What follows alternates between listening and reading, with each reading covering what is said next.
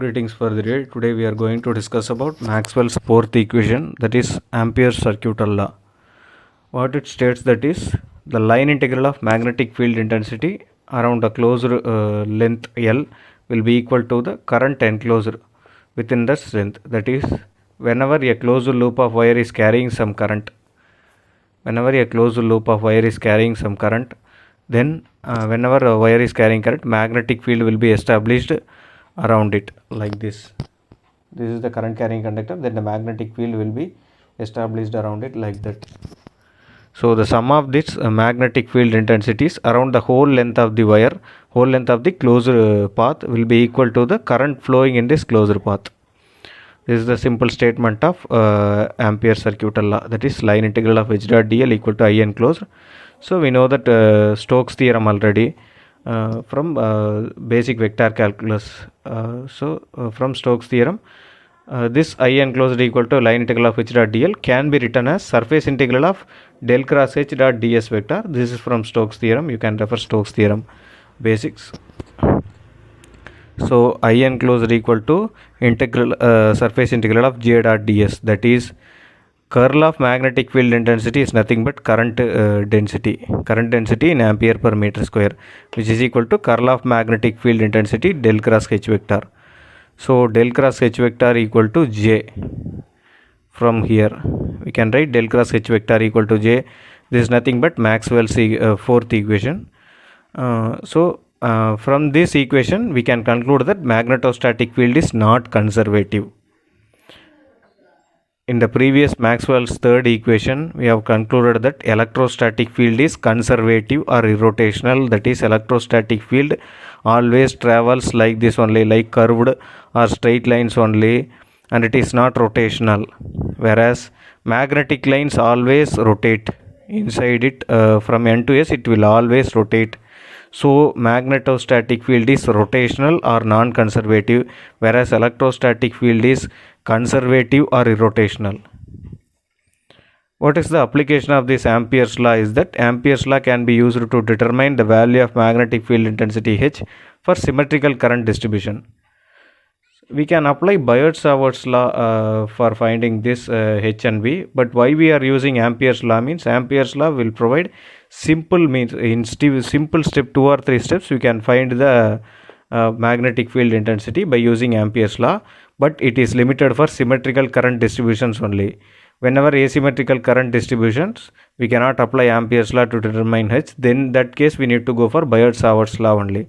So this is the application of Ampere's law. Symmetrical current distribution is nothing but line current, surface current, volume current, etc. That one only is that is standard current distributions only, symmetrical current distributions. So for time varying fields, Maxwell's equation for time varying fields are modified Ampere's circuital law. This is actually this term dou d by dou t is contributed by Maxwell. Del cross H equal to Jc plus dou d by dou t. This is the Maxwell's equation for time varying fields. We will see brief about how this one comes. We know already for static fields del cross H vector equal to J. We have concluded here itself.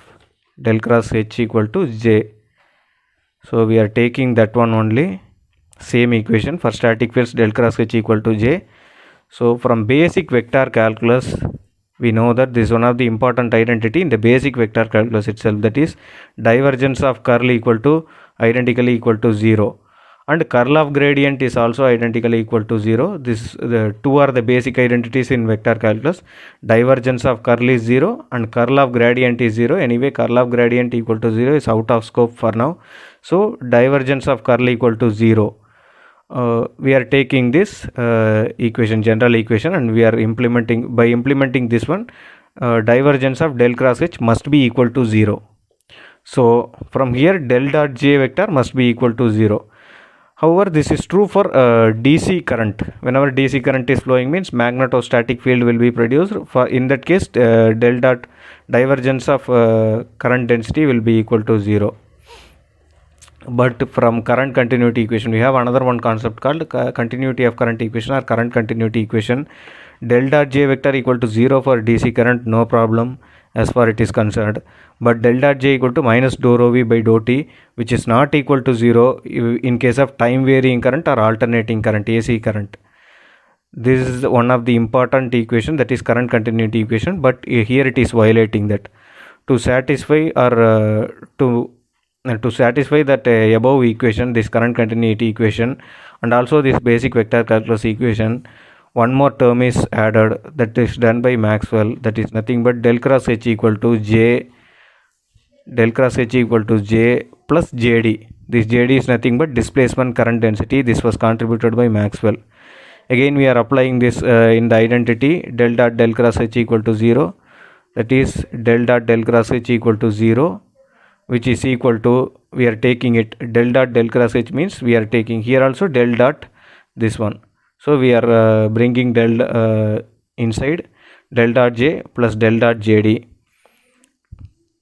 So since it is equal to 0, that is del dot JD equal to minus del dot J. We already know that del dot J equal to minus dou rho V by dou T. So del dot JD equal to minus of minus dou rho V by dou T, which is equal to plus dou rho V by dou T. We know that rho V equal to del dot D from Gauss law. Since we already see Gauss law, that is Maxwell's first equation as volume charge density rho V, which is equal to del dot D vector.